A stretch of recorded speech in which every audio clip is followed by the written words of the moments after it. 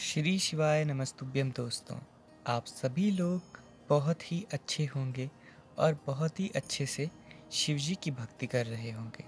चाहे आप किसी विद्यालय में पढ़ रहे हो या किसी सरकारी नौकरी की तलाश में हो, अथवा आपके माता पिता और अपने गुरुदेवों की सेवा कर रहे हो। दोस्तों, यदि आप इस वीडियो को देख रहे हो तो यह एक बहुत ही प्यारी बात है, क्योंकि इस वीडियो में हम आज आपको जो उपायों के बारे में बताएंगे वह बहुत ही प्यारे और सरल होने वाले हैं। दोस्तों, आपने अब तक हमें बहुत प्यार दिया है। हमारे 2 महीने के अंदर अंदर 210 सब्सक्राइबर हो चुके हैं और अभी भी वह सब्सक्राइबर बढ़ ही रहे हैं। दोस्तों, आप सभी ने इतना सपोर्ट दिखाया है, मैं चाहता हूँ आप थोड़ा सा और सपोर्ट दिखाकर हमें 1000 सब्सक्राइबर के करीब पहुँचाएं। दोस्तों, तो आप सभी लोग जानते हो कि पौष माह एक बहुत ही शुभ माह होता है, जिसमें बड़े बड़े अनुष्ठान तो नहीं किए जा सकते हैं। इसे अंधेरा महीना भी कहा जाता है कि इसमें कोई पूजा पाठ बड़े कार्यक्रम नहीं करने चाहिए, लेकिन छोटे मोटे कार्यक्रम आप कर सकते हो, जैसे कि शिव जी की पूजा हो गई। जो आपके छोटे से कार्य हैं, जैसे जिनसे आपको लाभ भी मिल पाए और वो बड़ा कार्य भी ना हो। अब शादी विवाह ऐसे कार्य इस महीने में नहीं होते हैं, ये आपको जानना बहुत ज़रूरी है।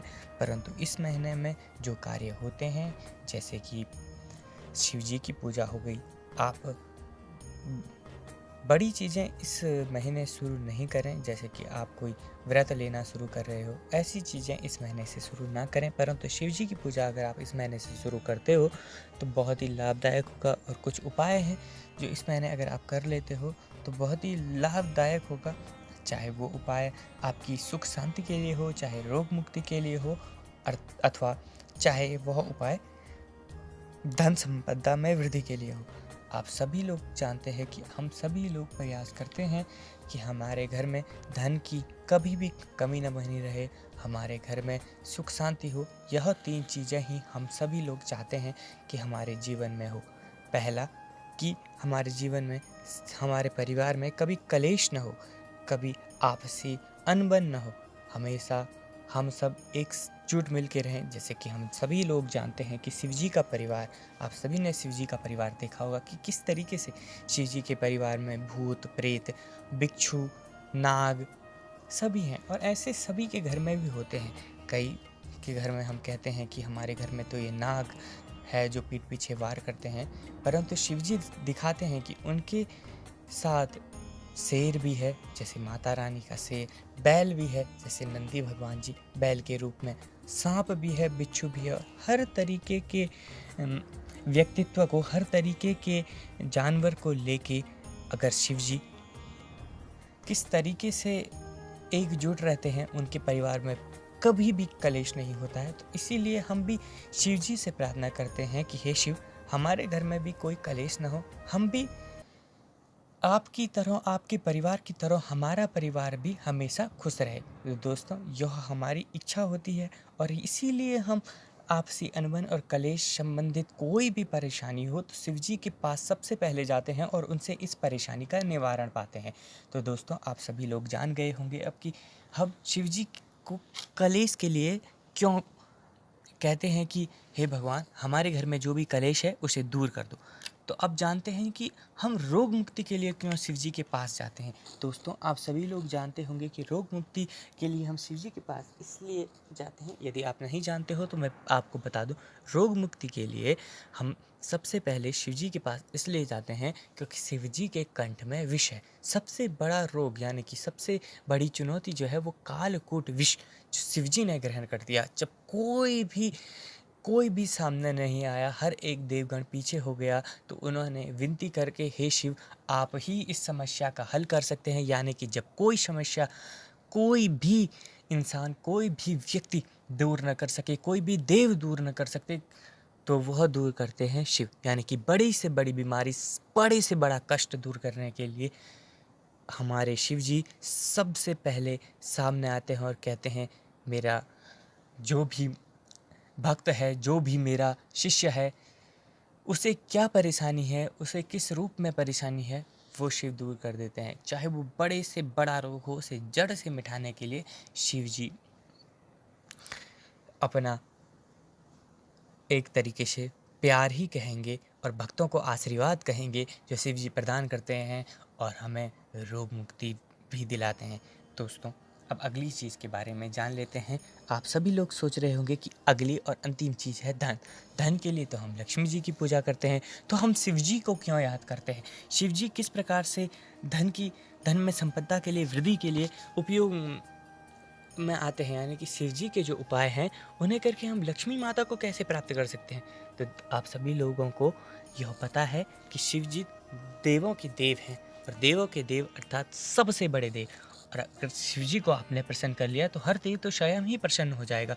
महादेव जिनमें कि सब देवता सम्मिलित हैं, अर्थात एक शिवलिंग में आपको पता है कि हर जगह हर पूरा भगवान शिव का परिवार होता है, तो वैसे ही पूरे शिवलिंग में सारे देवगण अर्थात 33 कोटि के देवी देवता स्थित होते हैं। आप सभी जिस प्रकार से गौ माता में 33 कोटि के देवी देवताओं को देखते हो, वैसे ही 33 कोटि के देवता शिव जी के अंदर भी सम्मिलित हैं।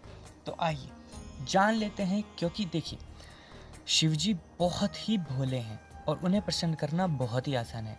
और शिव जी के कहने पर लक्ष्मी भी तुरंत आ जाती है, क्योंकि शिव जी देव के देव हैं, उनकी बातें तो कोई नहीं टाल सकता। इसलिए जब सबसे आसान प्रसन्न करना शिव को है, तो हम माता लक्ष्मी की बजाय शिव जी को अगर प्रसन्न करेंगे और शिव जी हमारे कार्य को लक्ष्मी माता को सौंप देंगे, तो लक्ष्मी माता स्वतः ही हमारे पास आ जाएगी। आप समझ रहे होंगे कि लक्ष्मी माता की अगर हम सीधे पूजा करते हैं तो लक्ष्मी माता को प्रसन्न करना बहुत आसान नहीं होता, परंतु शिव जी को प्रसन्न करना एक बहुत आसान कार्य होता है। आप सभी लोग जानते हो कि शिव जी भोले हैं, शिव जी भोले हैं और शिव जी भोले भंडारी हैं, और ये बहुत जल्दी प्रसन्न हो जाते हैं। इसलिए हम सभी शिव जी को प्रसन्न करते हैं। तो आइए इस तरीके से हम जानते हैं कि माता लक्ष्मी भी हमारे घर में आ जाती है और शिव जी के पूजन से कैसे हमें कलेश से मुक्ति मिलती है, आपसी अनबन नहीं बनती है, किस प्रकार से रोग से मुक्ति मिलती है, रोग को जड़ से ख़त्म किया जा सकता है, और किस तरीके से हमारे घर में शिव जी की पूजा करने से लक्ष्मी आती है, और किस प्रकार से हमारा सारा जीवन खुश हो जाता है। क्योंकि जीवन सिर्फ 3 चीज़ों में ही सम्मिलित है। पहला, आपसी कलेश न हो, अनबन न हो। दूसरा, घर में रोग न हो, रोग मुक्ति हो। और तीसरा, हमारा घर में अच्छा भोजन हो, हम सुखी रहें। और सुखी रहने के लिए आजकल के समय में धन की बहुत महत्वता है, क्योंकि जिसके पास धन नहीं है वह दुखी भी है, वह परेशान भी है। इसलिए सबसे आसान चीज़ जो आज के समय में है वो शिव जी को आसान करना है, क्योंकि कलयुग में अगर कोई चीज़ सबसे सरल है तो शिव को प्रसन्न करना है, क्योंकि शिव जी तो एक लोटे जल से भी प्रसन्न हो जाते हैं। परंतु उपाय करना इसलिए ज़रूरी है कि जिस प्रकार शिव जी को अगर आप एक लोटा रोज़ समर्पित करोगे तो शिव जी तो प्रसन्न होंगे ही, परंतु अगर आप उनमें कुछ उपायों को भी जोड़ लेते हो तो वह और भी सुंदर हो जाएगा और भी जल्दी आपके कार्य होने लगेंगे। कुछ स्पेसिफिक अर्थात कुछ महत्वपूर्ण और कुछ एक ही कार्य के लिए बने हुए उपाय होते हैं कि यह उपाय इसी कार्य के लिए है, यह दूसरे कार्य के लिए उपाय नहीं है। तो उस प्रकार से आप शिव जी के प्रति अपना विश्वास दिखाकर उन उपायों को कर अपनी जीवन में जो भी आपकी समस्या है उन्हें दूर कर सकते हो। मैंने जैसे आपको पहले भी बताया, शिव जी तो एक लोटा जल से भी प्रसन्न हो जाते हैं, परंतु शिव जी को प्रसन्न करना इतना आसान है कि क्या ही बताएं। मैंने जैसा कि अभी बोल ही रहा हूँ कि एक लोटा जल का उपाय, यह तो सभी को पता है कि एक लोटा जल शिव जी को अर्पित करो। चाहे अब एक बेलपत्री लाओ, आप एक धतूरा लाओ, चाहे आप एक शमी पत्ता लाओ, चाहे आप 21 बेलपत्र चढ़ाओ, चाहे आप एक ही बेलपत्र चढ़ाओ, चाहे आप अनगिनत बेलपत्र चढ़ाओ, शिव जी प्रसन्न होंगे ही होंगे। बस फर्क इतना है कि जिस व्यक्ति ने एक पत्ता भी अपने हृदय से चढ़ाया हो, अपने भक्ति भावना से चढ़ाया हो, वह व्यक्ति उस अनगिनत बेलपत्र वाले व्यक्ति से भी, जिसने यह सोच के चढ़ाया है कि शिव कर देंगे, क्या होता है देख लेता हूँ, शिव जी कर लेंगे, कार्य उसका भी संपन्न होगा। परंतु पहले कार्य किसका संपन्न होगा? उस व्यक्ति का जिसने 21 बेलपत्र अथवा अनगिनत बेलपत्र ऐसे ही चढ़ाए हों कि देख लेता हूँ कि शिव जी क्या ही कर लेंगे। परंतु जिस व्यक्ति ने पूरी श्रद्धा से चढ़ाया होगा, वो एक बेलपत्र चढ़ाया होगा, उसका कार्य थोड़ा सा देरी में होगा। अब आप कहोगे ऐसा क्यों? उस व्यक्ति का कार्य देरी से क्यों होगा जिसने पूरी श्रद्धा से चढ़ाया है? क्योंकि दोस्तों, जो बहुत ही विश्वास करता है, शिव जी उसकी परीक्षा लेते हैं। लेकिन जब वो देगा तो इतना देगा कि आप कहोगे इतना तो मैंने मांगा ही नहीं था। तो आप बस कार्य करो, देना उसके हाथ में छोड़ दो। अगर आप यह सोचते हो कि हे प्रभु, आप मुझे इतना दे दो, इतना दे दो, इतना दे दो, इतना दे दो, कि मैं मतलब मुझे 1 करोड़ रुपए दे दो, वो आपको अरबों रुपए दे देगा। आप कहोगे 100 रुपए दे दो, वो आपको 100 करोड़ रुपए दे देगा। आपको इतना दे देगा कि आपको कभी धन की कमी नहीं पड़ेगी, आपको कभी खाने की कमी नहीं पड़ेगी। आप कहोगे मेरा यह रोग मुक्त कर दो, शिव जी आपके सारे रोग मुक्त कर देंगे, यहाँ तक कि आपके परिवार के रोग भी मुक्त कर देंगे। बस आपको शिव जी पर विश्वास रखना है। और अगर आप शिव जी पर विश्वास रखते हो तो यह बहुत ही प्यारे उपाय कुछ मैं आपको बताऊंगा। अगर आप शिव जी पे विश्वास रखकर इन उपायों को भी कर लोगे तो यह तो सोने पर सुहागा ही हो जाएगा।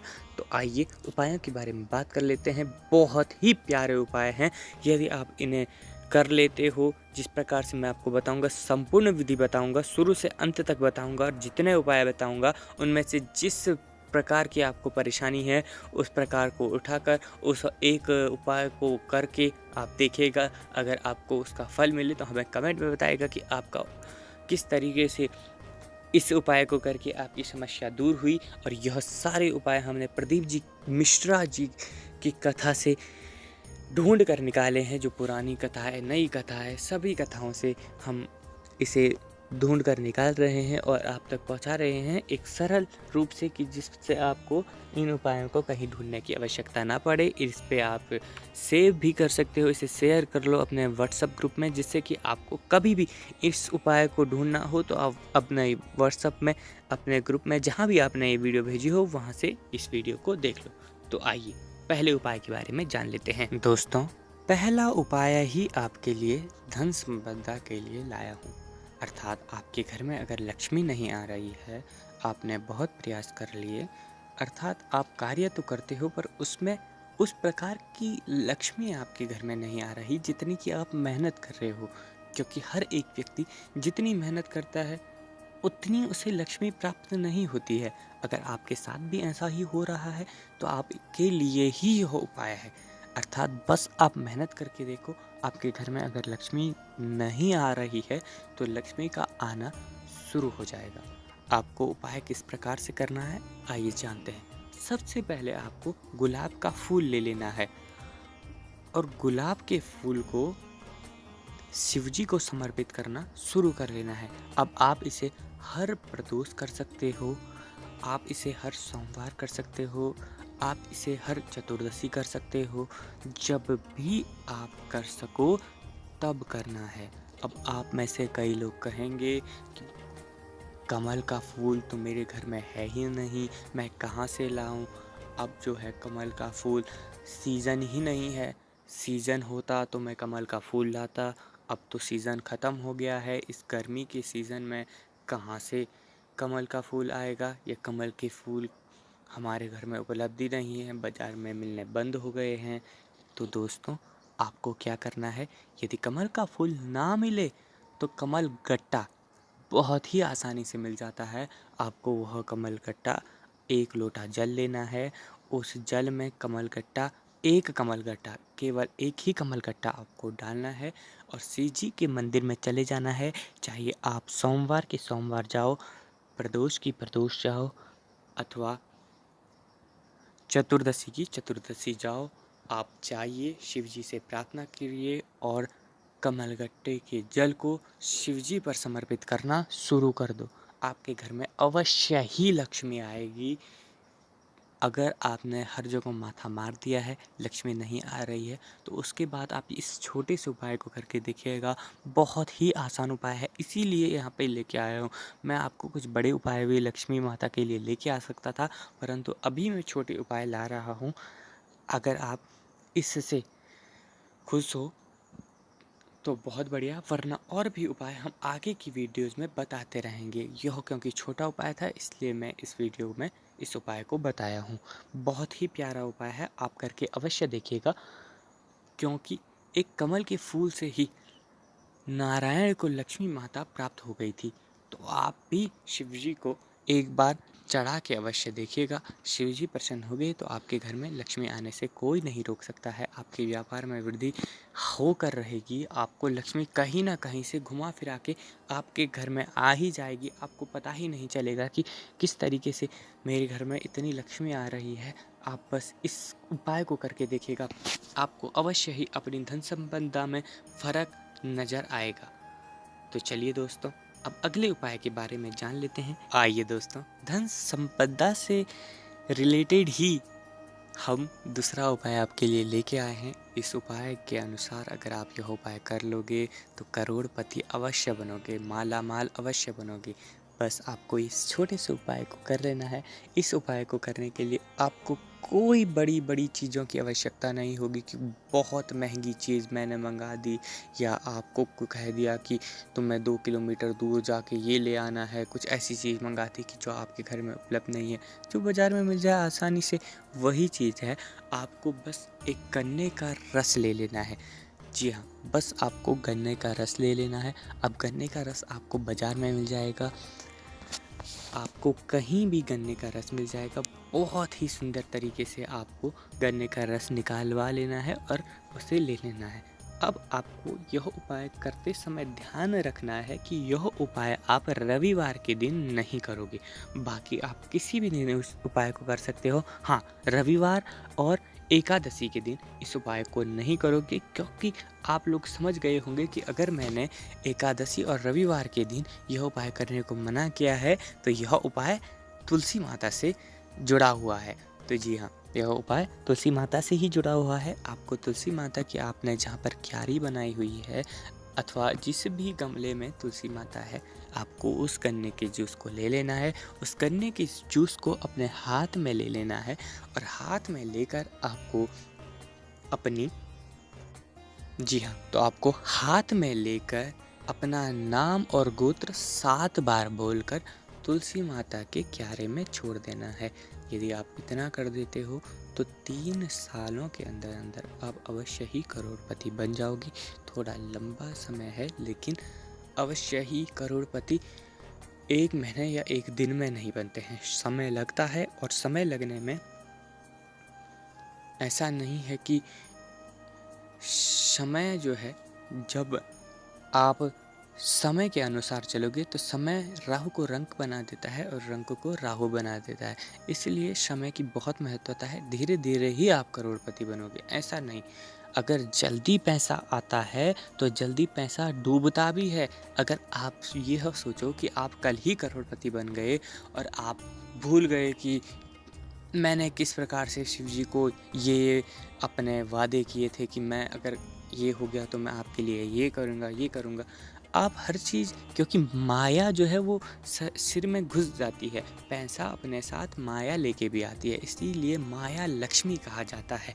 परंतु अगर समय के साथ धीरे धीरे आप उन्नति को प्राप्त करो, और आपने नीचे भी देखा हो, बीच में भी देखा हो, ऊपर भी देखा हो, तब आप एक अच्छे रूप से शिवजी और किसी भी देवता की महिमा को समझ पाओगे और आप उन्हें भूलोगे नहीं। आप अगर नीचे से सीधा ऊपर छलांग मारते तो आप कहोगे कि मैं तो करोड़पति बन गया, मैंने ये कर दिया, वो कर दिया। परंतु आप भूल जाओगे कि आपका ये करने के पीछे, आपकी इतनी मेहनत के पीछे एक छोटा सा लक जो है वो शिव का भी है। मेहनत आपने अवश्य की है, मैं यह मानता हूँ, परंतु आपने जो उपाय किया है उसे कभी न भूलें। तो चलिए दोस्तों, अगले उपाय के बारे में बात कर लेते हैं। के लिए मैं आपको तीसरा उपाय भी बता देता हूँ। तीसरा उपाय भी बहुत ही सरल है। आपको बस पीपल के पेड़ की आवश्यकता होगी। आपके घर के आसपास कहीं भी आपको पीपल का पेड़ मिल जाए तो वहाँ जाकर आप इस उपाय को आराम से कर लीजिएगा। बहुत ही प्यारा उपाय और बहुत ही सुंदर उपाय है और छोटा सा उपाय है, बहुत बड़ा उपाय नहीं है। सामान तो ऐसे हैं कि आप घर में ही उसे बना सकते हो, आपके घर में अवश्य ही मिलेंगे, कुछ ना हो तो वो तो मिल ही जाएगा, क्योंकि ऐसे सामान हैं जो कि आपकी डेली लाइफ में यूज होते हैं। देखिए, जैसा कि पहला आपको आटा ले लेना है और आटे से दिया बना लेना है। दिया कैसा बनाओगे? तो दिया आपको चौमुख बनाना है। चौमुख दिया, देखिए मैं आपको बहुत बार बताता हूँ कि दिए का उपाय आपका बहुत पसंदीदा उपाय है, और क्योंकि दिया आपको आसानी से मिल जाता है इसलिए आपको दिया का उपाय बहुत ही प्यारा लगता है। तो चलिए, आपको चौमुखी दिया ले लेना है, अर्थात लेना नहीं है, आपको आटे से चौमुखी दिया बनाना है और उसमें आपको बाती लगानी है और बाती लगाकर पीपल के वृक्ष के नीचे रख देनी है। और जब आप दिया जलाओ तो उसमें थोड़ा सा चीनी अवश्य डाल दीजिएगा। आपको चीनी डालनी है और चीनी डालने के बाद दीप को प्रज्वलित करना है और अपनी मनोकामना मांगनी है कि जैसे आप को लक्ष्मी माता की बहुत ज़्यादा आवश्यकता है, आपको कर्ज किसी का चुकाना है, ऐसा हो गया है, और यह उपाय बहुत ही फास्ट काम करता है। अर्थात आपको किसी का कर्ज देना है या आपको कभी अचानक से लक्ष्मी की आवश्यकता पड़ जाए, लक्ष्मी नहीं मिल रही है, जैसे कई बार हो जाता है कि अगले महीने ही विवाह है और अभी मेरे पास कुछ नहीं है, और आप यह उपाय कर लोगे तो बहुत ही जल्दी आपको लक्ष्मी माता की प्राप्ति होगी। आप यह उपाय करके देखिएगा, क्योंकि इस उपाय को करने के बाद आपको पता नहीं चलेगा कि कहीं ना कहीं से आपको लक्ष्मी का जुगाड़ हो ही जाएगा, लक्ष्मी की कृपा आप पे हो ही जाएगी। चाहे आप कर्जे में डूबे हो, अगले महीने आपको कर्जा चुकाना है, आप यह उपाय अवश्य करके देखिए। छोटा सा उपाय है, करने में क्या ही जा रहा है, तो इस उपाय को भी करिएगा। चलिए दोस्तों, अब बात कर लेते हैं रोग मुक्ति के संबंधित उपाय के बारे में कि घर में किसी को रोग हो गया है, किस तरीके से इससे मुक्ति मिलेगी। जैसे कई बार क्या होता है कि पेट में दर्द होता है और दूर ही नहीं हो रहा है, बहुत मेहनत कर ली, बहुत प्रयास कर लिए, डॉक्टर को दिखा दिया। आपको सबसे पहले इन सारी चीज़ों में सबसे पहले डॉक्टर की सलाह लेनी बहुत ही आवश्यक होती है। ऐसा नहीं है कि आप सीधे उपाय पर आ जाओ, क्या पता डॉक्टर आपके दर्द को सही कर दे। ऐसा नहीं सोचना है कि डॉक्टर क्या ही कर लेगा, मैं तो सीधे उपाय ही करता हूँ। नहीं, आपको सबसे पहले डॉक्टर से रोग संबंधित सारी परेशानियाँ बता देना है। यदि वे सब फेल हो जाते हैं तब आपको शिवजी की शरण में आ जाना है, क्योंकि जहाँ सब फेल हो जाते हैं वहाँ हमारा शिव ही आपको पास करता है। तो बहुत ही प्यारी रोग मुक्ति के उपाय मैं आपको बताऊंगा, अगर आप इन्हें कर लोगे तो अवश्य ही आपको रोग मुक्ति मिलेगी। तो दोस्तों, आप मेरी बात मानिएगा, तो सबसे पहले आप डॉक्टर को अवश्य दिखाइएगा, क्योंकि उनकी जो है सलाह के बिना आप, ऐसा नहीं कि किसी बाबा ने कह दिया कि ये बभूति खा देना, ये खा देना, वो खा देना, नहीं, इनमें मत पड़िएगा। हाँ, अगर वह बहुत ही जानकार हैं तो अवश्य ही उनका उपाय अवश्य करें, परंतु सबसे पहले सलाह किसकी लें? तो डॉक्टर की सलाह अवश्य लें। बाकी आप आयुर्वेद से उपाय को करें, अन्यथा शिवजी की शरण में जाइए। और मैं ऐसा नहीं कह रहा हूँ कि हर एक बाबा गलत होता है, वो कुछ खाने को दे देते, नहीं। आप, हाँ, अगर कोई बाबा ऐसे हैं जिनका उपाय सच में ही काम कर रहा है तो आप वहाँ जाइए, परंतु ऐसे बाबाओं के चक्कर में ना पड़ें।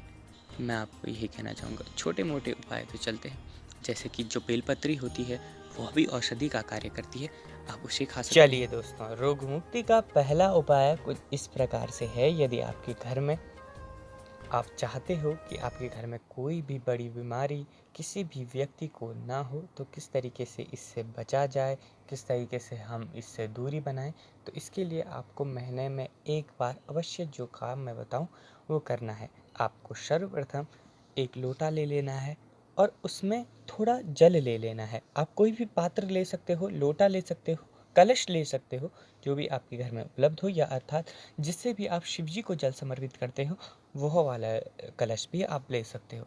उसमें आपको थोड़ा सा जल डाल देना है और उसी में, उस जल ही में आपको गाय का दूध भी डाल देना है। अवश्य यह ध्यान रखना है कि वह दूध गाय का ही हो, किसी भैंस भूस का दूध उसमें न डालिएगा। आपको दूध उसमें डाल देना है और उसके बाद आपको 3 काली मिर्च और 2 और काली मिर्च लेनी है, अर्थात आपको 5 काली मिर्च लेनी है। आपको एक एक करके वह 5 काली मिर्च को उस पात्र में डाल देना है जिसमें आपने पानी और दूध मिलाया हुआ है। अब उससे लेकर आपको शिव जी के मंदिर में चला जाना है और शिव जी के मंदिर में उस काली मिर्च वाले जल को शिव जी पर समर्पित करते हुए अपनी यह समस्या बतानी है कि मेरे घर में मैं नहीं चाहती हूँ कि कोई बीमार हो, कोई मेरी बीमारी लगे। आप कृपया मेरी परेशानी को दूर करें अथवा हमारे घर में सुख शांति और हमेशा रोग मुक्ति बनाए रखें। अब दोस्तों, इस उपाय को करते समय आपको यह बात ध्यान में रखनी है कि इस उपाय को आप हमेशा हर महीने कर सकते हो, अर्थात आपको हर महीने इस उपाय को ज़रूर करना है, क्योंकि यह बहुत ही लाभदायक उपाय है। इससे आपके घर में कभी भी कोई बड़ी बीमारी जन्म नहीं लेगी। अब छोटे मोटे बुखार ये तो आने ज़रूरी भी होते हैं, क्योंकि यह हमारे शरीर से जो एंटीवायरस जिसे हम कहते हैं, अगर वो हमारे शरीर के अंदर है तो इसे दूर निकालने के लिए वो छोटे मोटे बुखार बहुत ज़रूरी हो जाते हैं। तो चलिए अब अगले उपाय के बारे में बात करेंगे। दोस्तों, अगला उपाय भी बहुत ही प्यारा उपाय है और बहुत ही सरल उपाय है। इसके लिए आपको एक बेलपत्री की आवश्यकता होगी और 1 लोटा जल की आवश्यकता होगी, क्योंकि आप सभी लोग जानते हो कि कुंदकेश्वर महादेव एक बहुत ही प्यारा शिव जी का नाम है। इस नाम के उच्चारण से ही बड़े बड़े रोग से मुक्ति मिल जाती है। तो यदि आप जो उपाय मैं आपको बताऊंगा उसके साथ आप कुंदकेश्वर महादेव का नाम लेकर इन उपायों को कर दोगे या इस उपाय को कर दोगे तो आपकी अवश्य ही समस्या दूर हो जाएगी। तो आपको सर्वप्रथम एक बेलपत्र लेनी है और उसे अशोक सुंदरी वाले स्थान पर रख देना है। किस प्रकार रखोगे? जहाँ से पानी बहता है उस दिशा में आपको वह बेलपत्री की जो डंडी होती है उसे रखना है। अब आपको शिव जी पर जल समर्पित करना है और अशोक सुंदरी जहाँ पर आपने वो बेलपत्र रखा है उस पर भी जल समर्पित करना है। अब आपको अपनी अंजलि में जो भी व्यक्ति बीमार है, चाहे वो हॉस्पिटल में है, 4-5 दिन हो गए हॉस्पिटल में ही पड़ा हुआ है, डॉक्टरों को अपना काम करने दीजिएगा। आपको अंजलि में वो जल लाकर उस रोगी व्यक्ति को पिला देना है। यदि आप उसे नहीं पिला सकते, कई बार क्या होता है कि इन्फेक्शन हो जाते हैं, आप नहीं पिला सकते, तो आप छोटा सा वो पानी बस उसकी मस्तक पर ही लगा दीजिएगा। 8 से 9 घंटे ज़्यादा से ज़्यादा लगेंगे और वह व्यक्ति धीरे धीरे ठीक होने लगेगा। आपको उस व्यक्ति में पहले से ज़्यादा सुधार दिखने लगेगा, आपको फ़र्क दिखने लगेगा, क्योंकि यह उपाय करते समय आपको चाहे उसके मस्तक पर आप जब लगाओ या उसे अंजलि से जल जब पिलाओ या आप जब जल समर्पित करो, उस समय शिव जी को जब जल समर्पित करोगे और जब आप उस बेलपत्री में सुख सुंदरी वाले स्थान में जल डालोगे, तो इन सभी के समय, यह सभी कार्य करते समय आपको कुंदकेश्वर महादेव का नाम अवश्य लेना है, क्योंकि कुंदकेश्वर महादेव के नाम से ही बड़े बड़े रोग से मुक्ति मिल जाती है। तो आपको यह कार्य अवश्य कर लेना है। बहुत ही प्यारा उपाय है, बहुत ही साधारण और सरल सा उपाय है। आप एक बार करके अवश्य देखिएगा, बहुत ही लाभ मिलेगा। चलिए अब बात कर लेते हैं अगले उपाय की।